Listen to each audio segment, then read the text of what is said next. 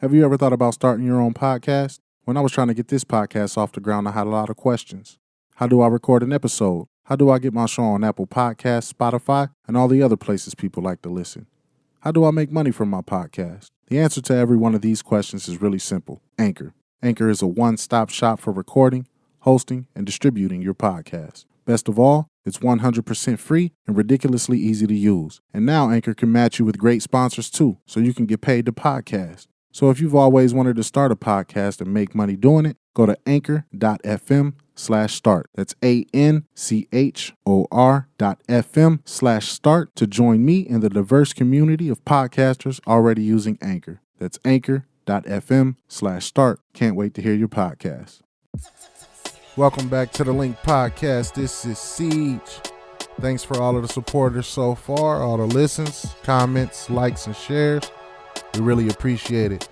Got a good and interesting show for you today. We're going to touch on racism a little bit. There's been a lot of racist things going on in the past few months. I'll discuss some of those, including doubling back on that Gucci and Burberry scandal, plus the apologies. A few other things I'll spend a small amount of time on as well. We'll talk about those Cleveland Browns. Everybody who knows me knows I'm a big Browns fan. A little bit of sports talk. Talk about my expectations. I might even get a chant going on up in here for my Brownies. Might hit the playoffs for the first time since 2002. But anyway, stay locked in. Thank you for tuning in. Here we go.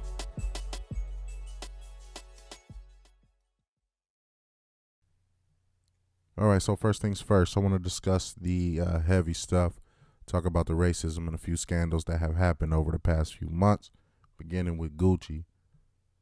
Now, a lot of hip-hop artists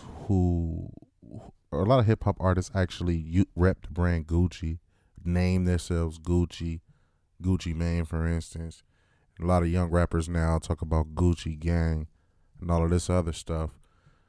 The interesting thing is since this scandal has come out, and for those who don't know, Gucci, it's old, but Gucci had a piece of clothing, article of clothing that had the blackface image on it, racist, controversial image of black people. And they decided that they wanted to put this out. Now, the interesting thing is you've heard the outcry from the general population and a few artists, such as Ciege, who spoke out against them using this racist image. Which I agree. I mean, as a black man, why would you want to spend your dollars, your hard-earned money on a brand who is clearly racist? So I don't know what emboldened them to do something like that. I mean, maybe it's something that they always felt. Obviously, it's something that they always felt. But at least it's out in the open now. I will never purchase anything that has to do with Gucci, rep, or use it in any music. Outside of mentioning it in this podcast. So thank you for letting us know who you are, what you stand for. You don't have to worry about me or any of my people spending money on your brand. I am not Gucci Gang. First off, I'm not in a gang, but if I was, it sure as hell wouldn't be Gucci Gang. All right. Next fashion scandal is Burberry. Burberry decided to send a model down a runway with a noose around his neck. Come on now. Come on now. Now, in middle school, there's a few brands that people loved to rock. Loved to rock. One of them was Tommy Hilfiger. Then he said his stuff wasn't made for black people, so we stopped, that which is racist, and we stopped wearing his stuff. So then we, started rocking Burberry. Man, people was running around with the Burberry slacks on, shirts, hoodies, you know what I mean? That plaid game, it looked good. Looked good in middle school. My personal favorite was FUBU for obvious reasons, but mainly LL was rocking it. I was like, man, I gotta rock this FUBU. But yeah, Burberry was in. You know what I'm saying? There was Tommy, which we stopped wearing, Polo, which a lot of people still wear, Burberry, which people was, rocking heavy. And I mean, you you wear these things and you don't know. Obviously, you don't know what people stand for or what they do behind the scenes, what they say, or what they believe in, and then they do something like this, and now you have now you have that vision, that you have that motto of what they actually stand for. So once you have that, what do? Now, what I do is I take my dollars elsewhere. So I'm not going to a stadium of a team where the owner believes racist things. I'm not spending my money on Burberry. I'm not spending my money on Gucci. It's just not happening. I'm not going to racist restaurants or restaurants where I know staff or ownership is racist. I'm just not doing it. I'm being smarter with my money. My money means something to me. I work hard for it. Why would I just give it away to you? And you don't even support me. You're using it to belittle me, belittle my people. That's just not something I believe in. So definitely not doing that. So we can just put that out in the open. And I urge my people, my community, black or white, to not stand for it. We not standing for this. Don't spend your money in places who don't have the same values as you. I'm just not doing it. For example, when an employee at Starbucks decided to have two black gentlemen arrested while they were waiting on a friend, that inclines me not to shop at a Starbucks. I don't want coffee. I don't want anything. I don't want to go in there and wait, have a meeting or anything. And honestly, I haven't. Now, Starbucks has since apologized, which brings me to the apologies. Now, there is a difference on apologies, and I think the difference is how genuine are you, and we could discuss that right now. So I'll give you an example.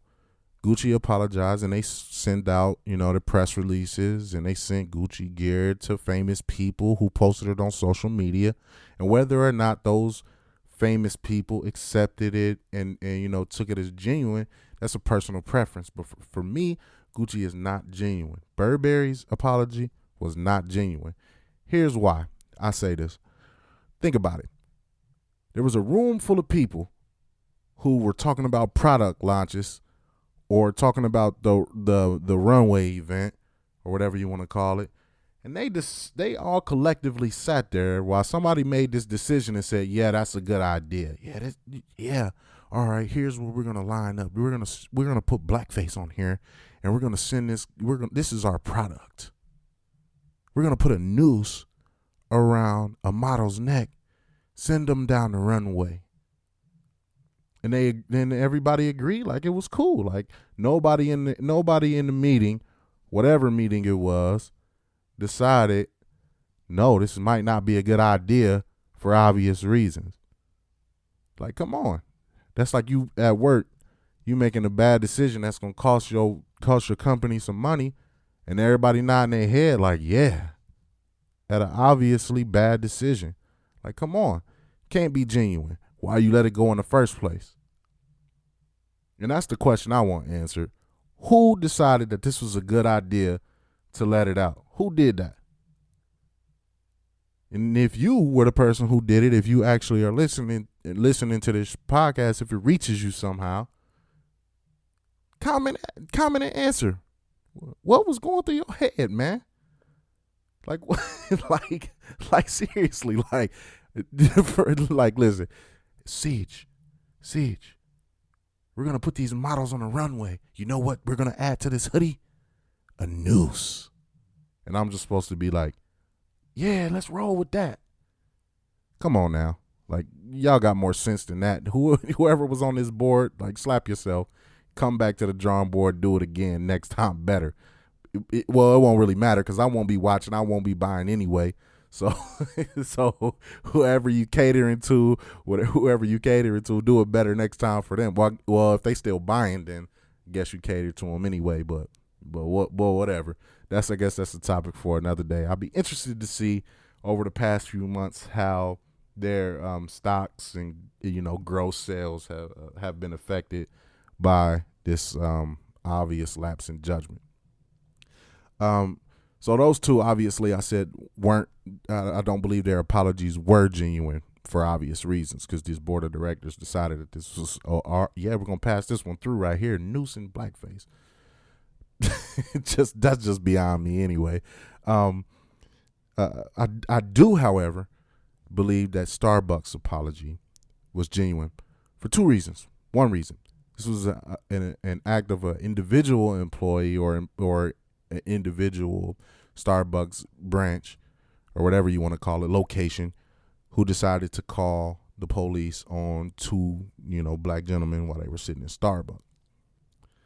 Secondly, not only did they apologize, they actually did something about it. Now, however small you think that this action is, they actually had training and closed stores for a couple days or a day or whatever it was, so that they can teach people this is not cool.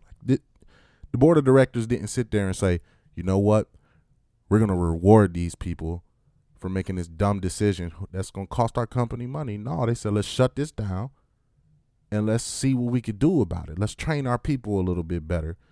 And so, I'm more inclined to, go back in the future, maybe. I mean, I don't go there now. I have had meetings there and, met people there and, sat around and, talked business and that kind of thing. But I mean, I haven't purchased anything in a long time from there for this specific reason. So there's that. And that's the difference between apologies to me. Apologies that are genuine typically involve some type of action or, typically some type of action in the corporate sense.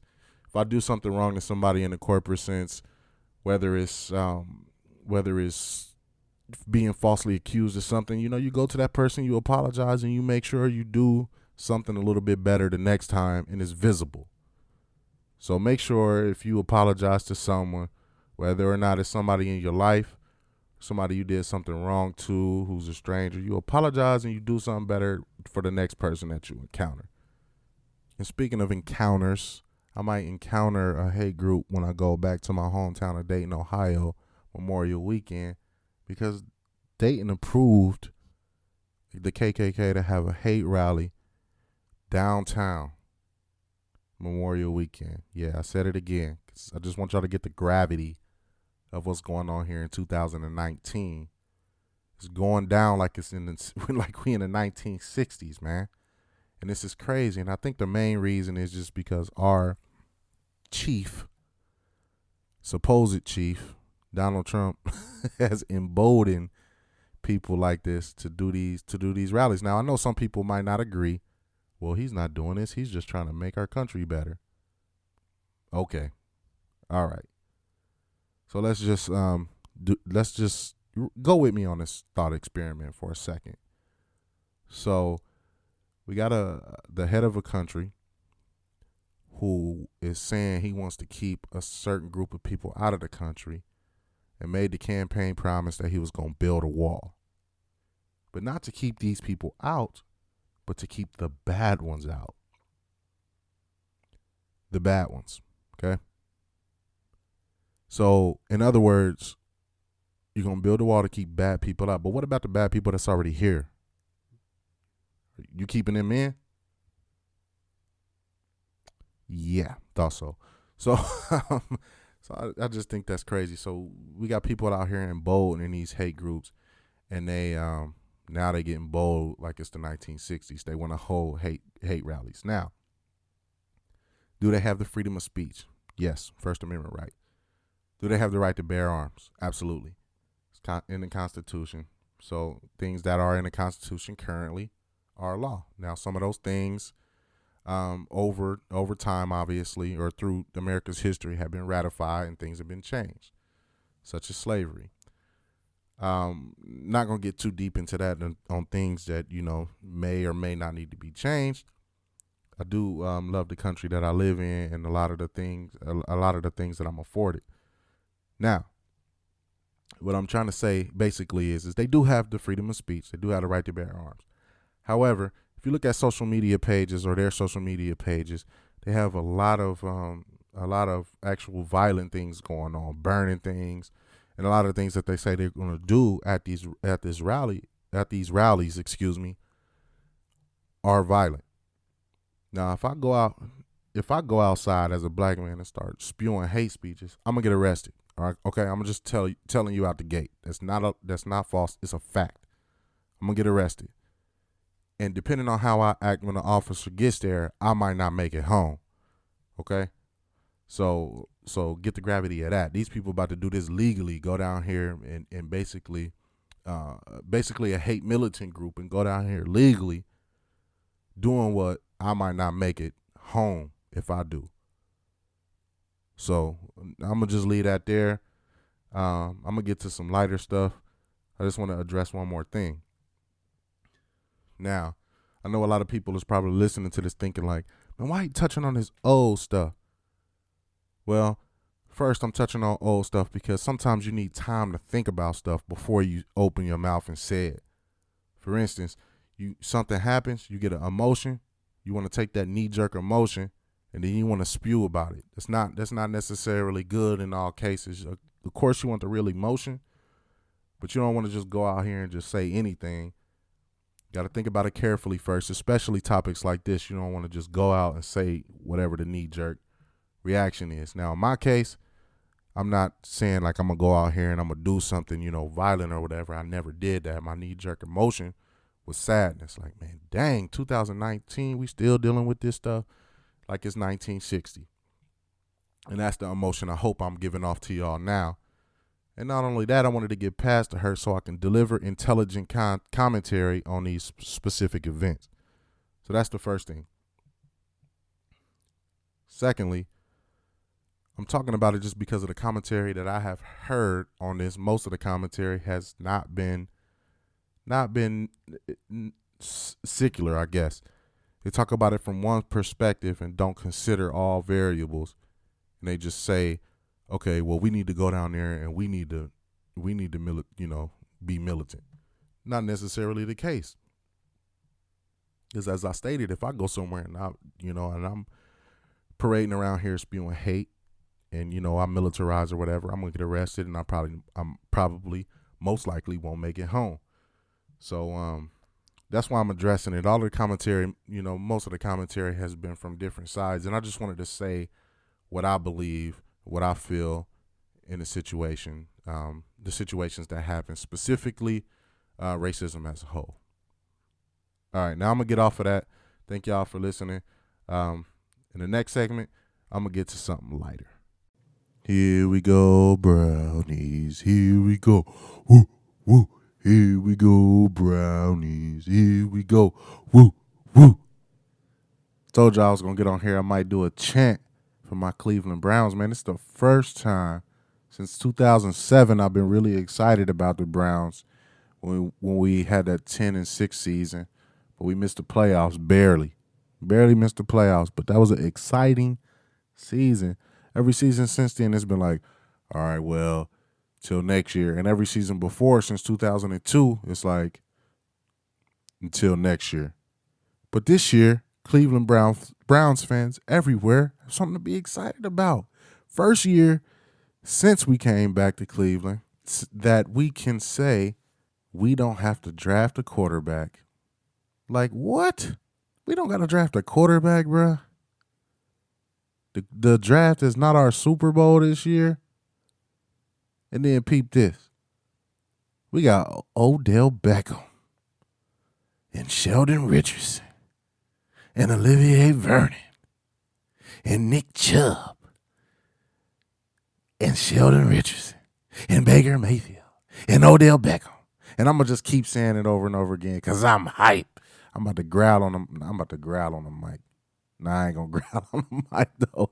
But I got a couple of people I got to shout out because this is going to be a very exciting season for us. And my dude, Ray, I just want to say, I'm sorry, man. I'm sorry for your Steelers. I'm sorry that y'all don't have your boy Antonio Brown. And I'm so sorry that y'all don't have Le'Veon Bell. But we got Baker, and we got Olivier Vernon, and we got Sheldon Richardson, and Nick Chubb. And what you going to do about it? Y'all going to win with Big Ben? See, y'all gonna win with Big Ben. Hey, I'm a rapper, y'all. Y'all gonna win with Big Ben? Nah, but y'all been winning with him. He just a little old, and we got a young Baker Mayfield and Nick Chubb. I'm just hyped, y'all. I'm sorry, y'all. I'm just hyped. I'm hyped for this year's iteration of the Cleveland Browns. It seems like it's actually that we have playoff hopes, and it's just nice to have something to be excited about it when it's your favorite team, and you've been watching them forever. It's really just really nice to be excited. I go to a couple games a year, and it's like you go and it's like, man, we might lose tonight. Most likely we're gonna lose. Then I have a 1-15 season followed by a 0-16 season. It's just like, man, when are we gonna do something? And the hope is that this year we gonna actually do something. We gonna do something. My man E, how about them Ravens, man? What y'all gonna do? Cause we got Baker. I'm gonna stop playing. I told him I was gonna do that to him. Y'all lost Suggs though, and that hurt, man. That dude been rocking with y'all forever, 15 years, rocking with y'all forever, and y'all lost him to the Arizona Cardinals. So that's crazy. But anyway, I'm excited. My expectation this year is at least 10 wins. Hopefully, I'm not gonna go all the way out there and say we're gonna win the Super Bowl, but it's just nice to have those expectations, man. Like normally you'd be like, man, I expect 3 wins. I expect 4 wins, the first overall pick, but we gonna draft some bum that's gonna be out of the league next year. And now we actually got something to look forward to. So I'm excited. I'm going down there this year. I'm getting my chance ready. I got about 4 of them. We got the Here We Go Brownies I did at the beginning. We got Super Bowl Super Browns. I'm going to say that a bunch of times, especially if we make it to the playoffs. Even though I just said I don't got no expectations for Super Bowls, but not this year anyway. I do want to win the Super Bowl. But man, this is just nice. It's nice to have a quarterback that can throw the ball. He ain't throwing it in the dirt. And some receivers that can run routes and get open. Like, man, before they hired me, like I could have been out there, like they could have paid me $12 million a year to lose. Like I'd have been out there like, hey, I'm going to be the best loser possible. I'm going to go out here, I'm going to run this route, I'm going to trip and fall, the ball going to hit me in the head. Like, I'll make it look bad if you want me to. Give me that $12 million. Now, I ain't going to sell my soul, but I look goofy enough regularly. I'm going to go out there and I'm going to trip and fall around. I'm running my route, get cracked one time or something. Let me get that $12 million. Then I'm going to start a business like the one I got right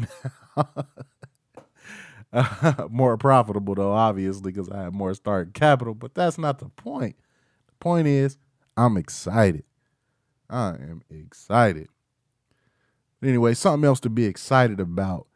The Link Entertainment's website is finally up. The linkentllc.com. Go on the linkentllc.com and you can find everything we do. We use our equipment to serve people as well. So we all the photography and videography equipment we use, not just for the Link podcast and the Link Entertainment, but we go out and take pictures if somebody needs pictures. We just like to be in the community, and I've done weddings and things like that too. So whatever we need to serve the community, we'll do that with the equipment that we're using. You can go on, like I said, the linkentllc.com and get those, get some samples of what we actually do. We filmed events as well, weddings, like I said. So catch us out there if you need anything. You know where to get us. You can get us on Facebook at the Link ENT LLC or just the Link Entertainment. You can search it that way. On Twitter at the Link ENT LLC. On Instagram at the Link ENT LLC. You'll notice when you go on the social media pages that the logo has changed. Thank you to Shonda at the Army of Dreamers Media Group, Army of Dreamers Media Group, who created that logo for us. If you need a logo or any type of service to go with your business. You want to monetize a dream that you don't even have your business set up yet, but you have a dream. She can help you monetize it. Brand management, marketing management. Give her a call. Go on Army of Dreamers Media Group on Facebook, Instagram, and she has a website as well, armyofdreamersmediagroup.com. And you can see all of her services, stuff she's done for clients, videos, her own podcast. And she has a lot of great content. So check her out, and she could do the same for you.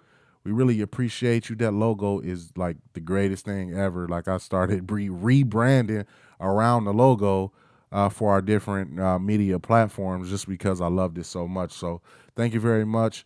Like I said, if you need her, go hit her up on her social media pages, and she'll get you together, and relatively quickly too. Like, if you have a elaborate idea, she'll take that elaborate idea and it'll be creative, and she'll get it done in a timely manner. If it's complex, it'll take a little bit longer maybe, but she turned mine around in a couple of days. So a couple of days, like, that's just crazy. So just hit her up. If you are an artist, you can hit her up as well. She'd be glad to interview you, and so will I. Come on, the Link Entertainment Podcast, man. This podcast is for you. We're going to highlight you. And remember, we got Baker, and we got Olivier Vernon, and Sheldon Richardson, and we about to go to the playoffs, baby. Hopefully some Super Bowls in the future. I know y'all know I'm hype. I hope y'all hype, man. Cleveland, y'all better be hype. Because if y'all ain't hype, man, let me tell you this. If you ain't hype, you taking an L.